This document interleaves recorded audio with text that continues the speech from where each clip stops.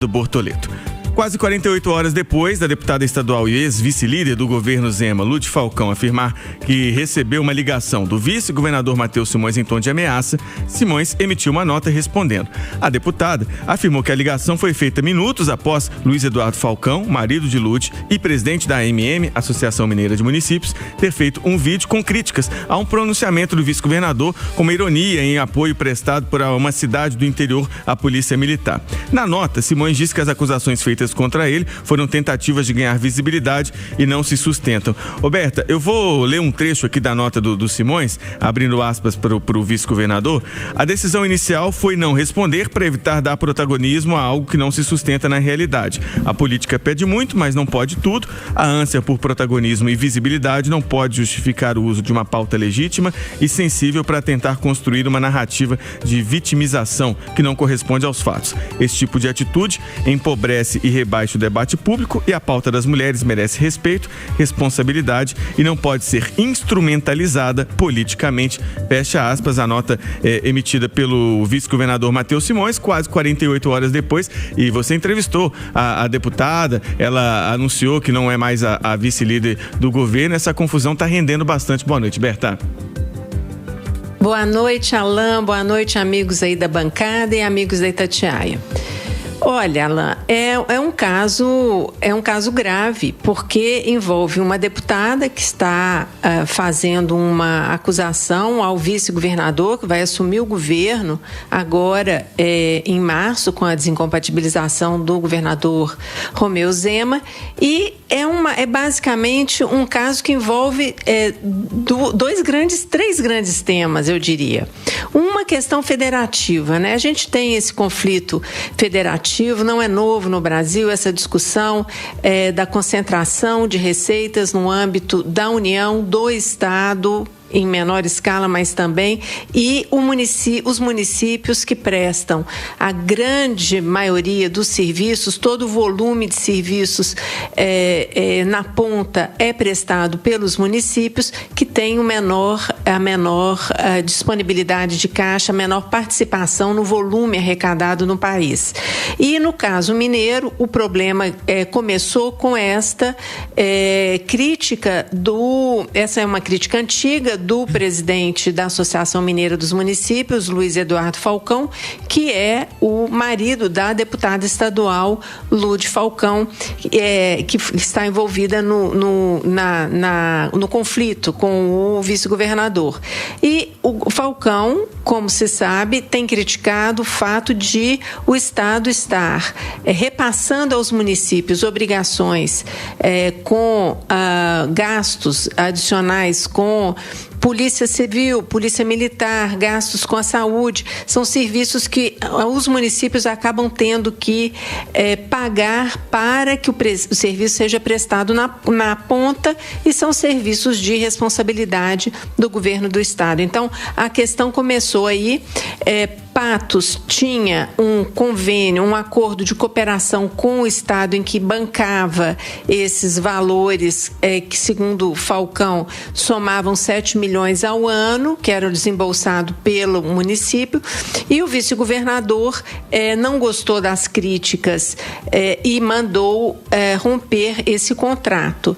E, na sequência, houve um evento em Santo Antônio do Monte, 14 de janeiro, em que o governador, sem citar a cidade de Patos, fez uma crítica aos prefeitos que estão reclamando porque pagam esses valores, e disse que ele mandou suspender um contrato de cooperação, e quando ele foi verificar o contrato, havia apenas 2 estagiários sendo pagos pelo município.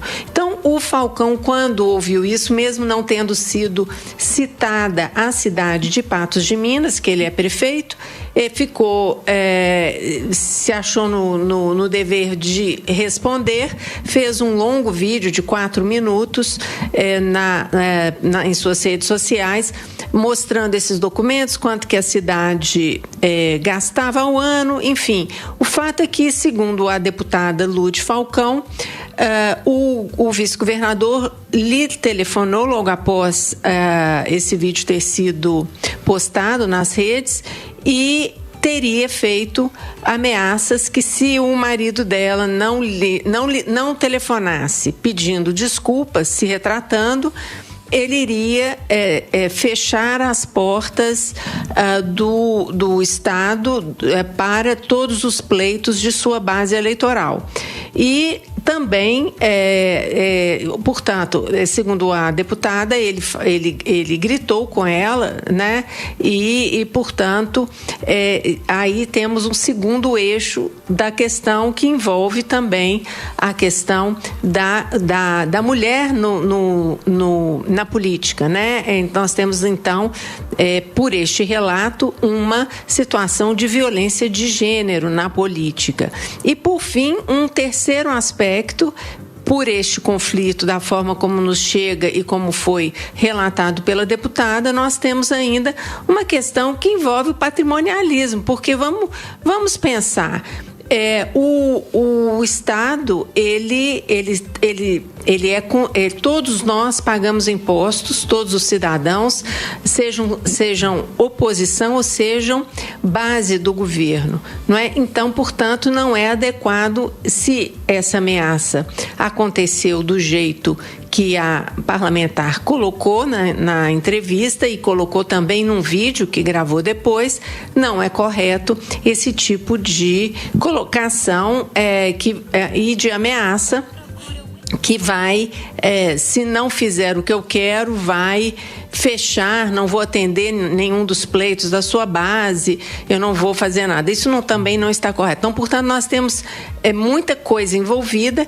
O vice-governador solta agora essa nota, demorou a se posicionar, mas acho que, como a parlamentar deu um detalhamento muito grande do que aconteceu, seria importante também que o vice-governador fosse mais específico na sua resposta. O Bortoleto, 3 pontos, né, que a Berta trouxe: essa questão do conflito federativo, violência de gênero e o uso da máquina pública. Acho que dá para dizer assim, se tudo isso, claro, se comprovar. E aí, queria sua opinião sobre o assunto. Boa noite, bem-vindo. Boa noite, Alan Passos. Boa noite aos amigos aqui da bancada e todos os ouvintes da Itatiaia. Para mim é muito simples de entender o que está aqui acontecendo. Só tem uma verdade. Se aconteceu o que aconteceu, é grave. Se acusou sem ter acontecido, também é grave. O que não podemos é a gente não apurar esse tipo de coisa. Eu acho que você, de maneira assintosa, agressiva, se dirigir a qualquer pessoa por si só, já é desagradabilíssimo. Ainda mais numa relação de poder. Agora, se isso não ocorreu e que se usa isso para poder criar-se uma falácia, isso é tão grave quanto. Onde que está a verdade dos fatos? O que verdadeiramente aconteceu? Porque, ao ler a nota, me parece convencido o vice-governador de que isso não o fez. Ao assistir o vídeo da deputada, fico convencido de que isso de fato ocorreu. Alguém nessa história está mentindo. E a quem está mentindo não está a verdade. E o que a gente precisa saber é a verdade. A minha opinião é que seja um, seja outro, qualquer um desses dois lados que mentiu tem uma agressividade muito grande. Ô Travasso, num trecho da nota do Simões, quase 48 horas depois, eu vou reforçar isso aqui, depois do início, né, dessa história, tentar construir uma narrativa de vitimização que não corresponde aos fatos. Eu tô doido ou ele tá dizendo que é mentira o que a deputada tá alegando? Boa noite, Alain. Boa noite, bancada. Boa noite aos ouvintes da Itatiaia. Primeiro, Bortoleto, defina o que é verdade. A visão do gato ou a visão do rato? O gato é o superior. O rato é aquele que não tem tanto poder.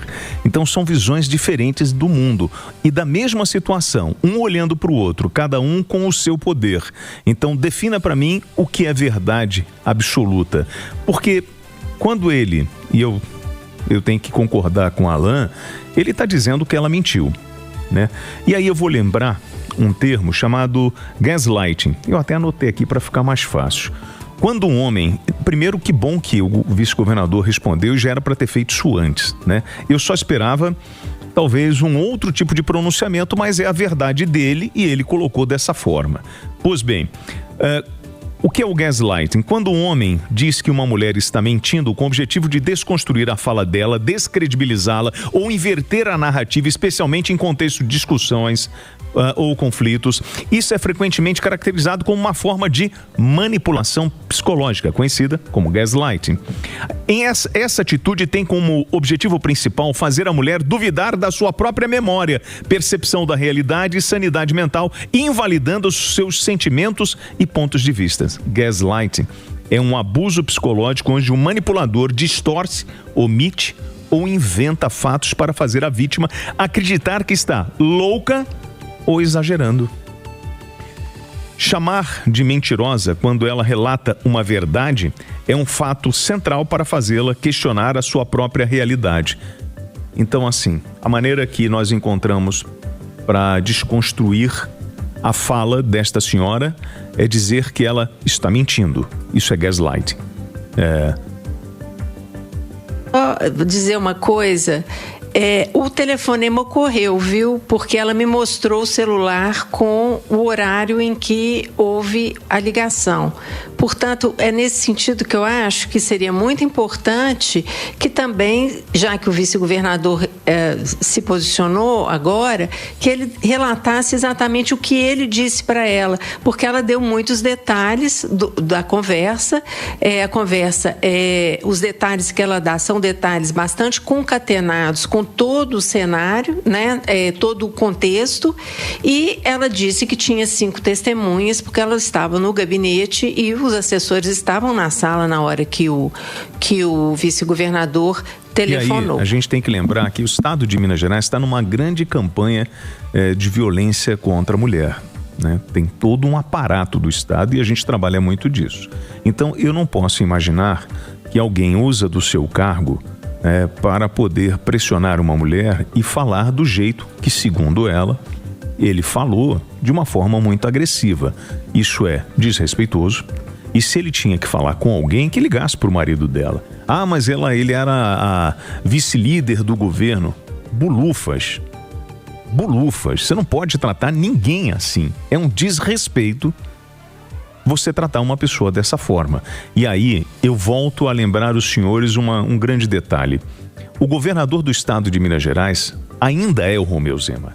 Mas a impressão que eu tenho é que desde o ano passado ele já entregou essa caneta há muito tempo e está preocupado só na sua campanha política. Deixa eu só interromper os amigos, que pra gente fechar essa conversa de hoje, chegou também a nota de posicionamento da deputada Lúcia Falcão após a nota que foi emitida mais cedo pelo vice-governador Matheus Simões. Segundo a deputada, não há uma linha sequer negando o que aconteceu, também não há retratação ou pedido de desculpas. O que existe é a clássica tentativa de desviar o foco e desqualificar uma reação legítima diante de um fato tão grave. Transformar indignação em ânsia por protagonismo não apaga a realidade. E usar palavras difíceis para fugir da responsabilidade não muda os fatos, também causa estranheza que alguém que diariamente tenta de tudo para ter visibilidade acuse os outros disso. Ela também critica o fato de ele dizer que nas entrelinhas como uma mulher deve se comportar para merecer espaço na política e que isso não é debate público qualificado e sim machismo. É um trecho da nota da deputada Lúcia Falcão que você pode acompanhar também nas nossas redes sociais, nosso portal itatiaia.com.br.